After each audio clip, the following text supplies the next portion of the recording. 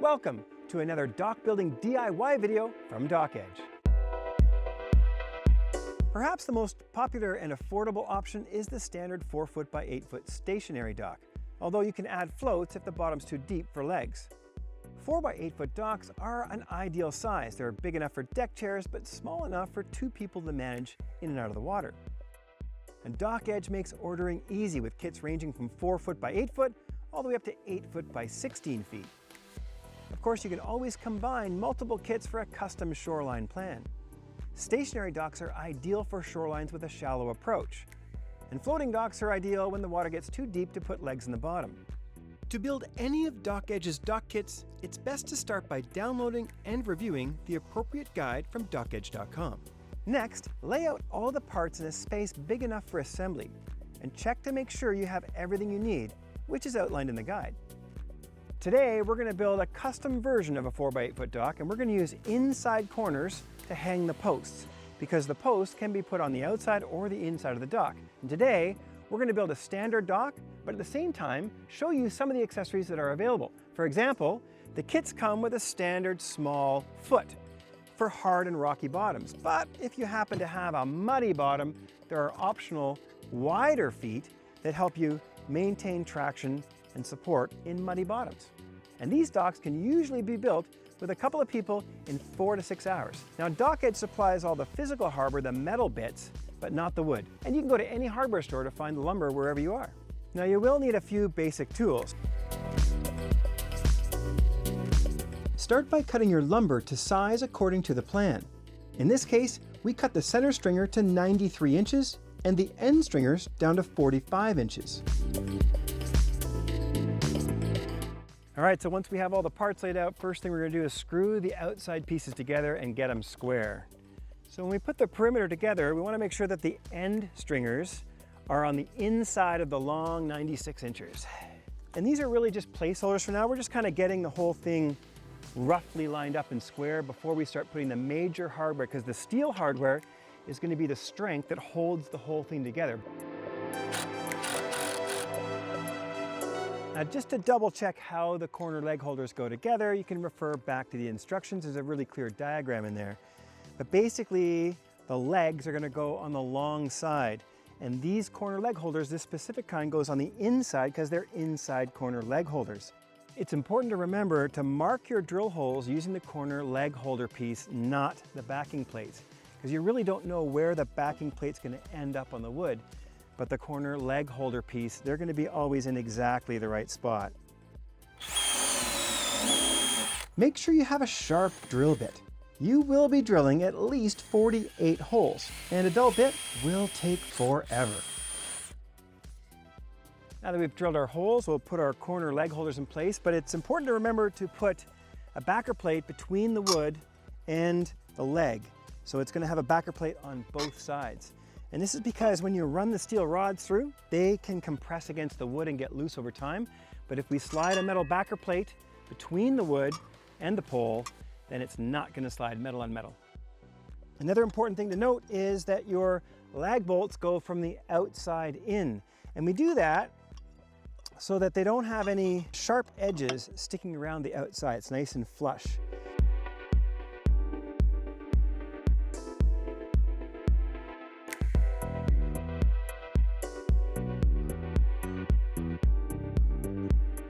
Now, if you're really going to load up your dock with a lot of weight, like say those big plastic Muskoka chairs, you can optionally add a middle support rod.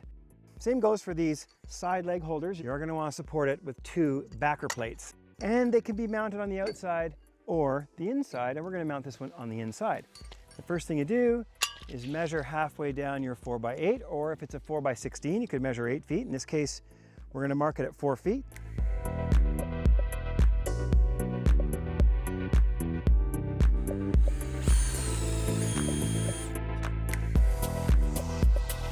So the inner stringer does need some corner brackets for the inside, and they also have these washer plates, same process as the posts.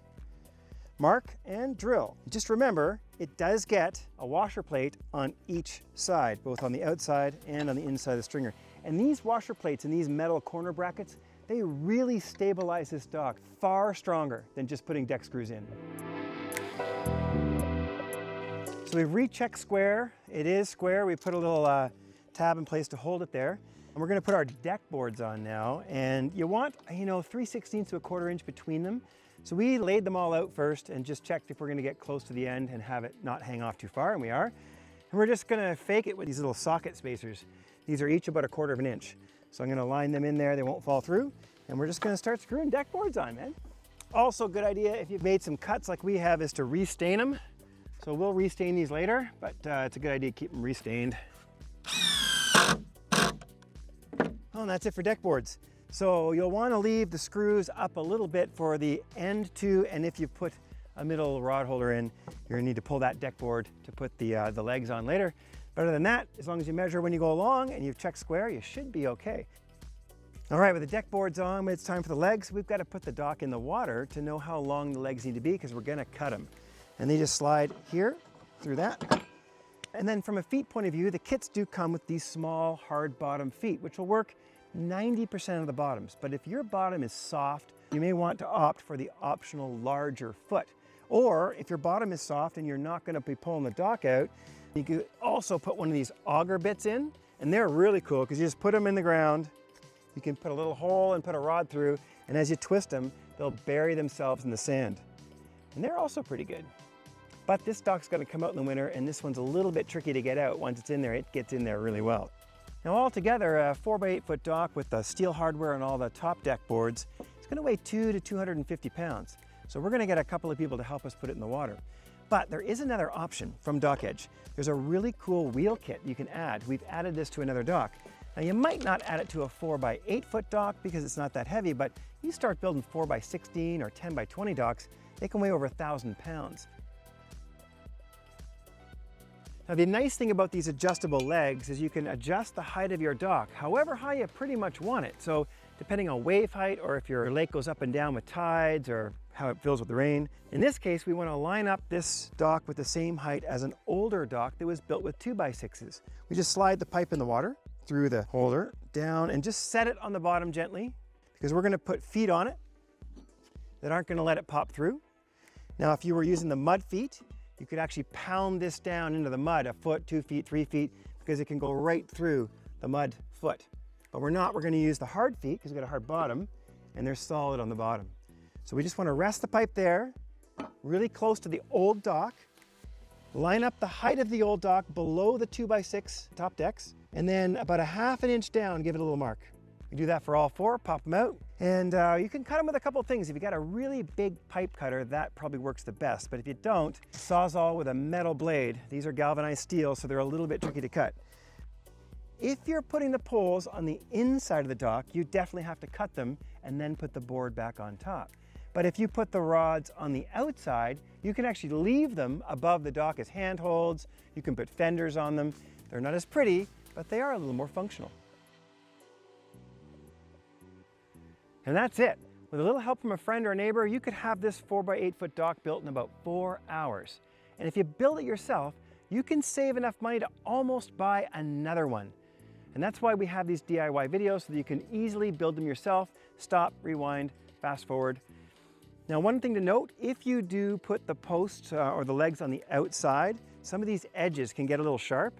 So DockEdge has a nice little cap kit, and that just goes and pops over top. And that protects the posts if they're on the outside. And they can be handy as handholds, or you can even tie boats to them if they're on the outside. But I really like the clean look of this dock when you mount the poles to the inside underneath the deck boards. And check this out. So this has 4 legs. The 5th leg is just a fake. And with just 4 legs sitting on small feet on the bottom, this is rock solid stable. Now we are in fairly hard sand, but we haven't even attached it to these other dock sections yet. And that's pretty cool. However, if you wanted to, if you thought it might be a bit wobbly, maybe your bottom is a bit softer, there are these span attachments where you can connect the legs together on a diagonal pattern. In fact, we have now 3 docks. We could connect these 3 docks together with these bars. And that would add even more stability to this already very stable platform. So there you have it, another DIY dock section from DockEdge. And again, don't forget, 4x8, that's the smallest one you can build. You can build 4 by 16, 10 by 20, can pretty much go as big as you want. For more information, check out DockEdge.com.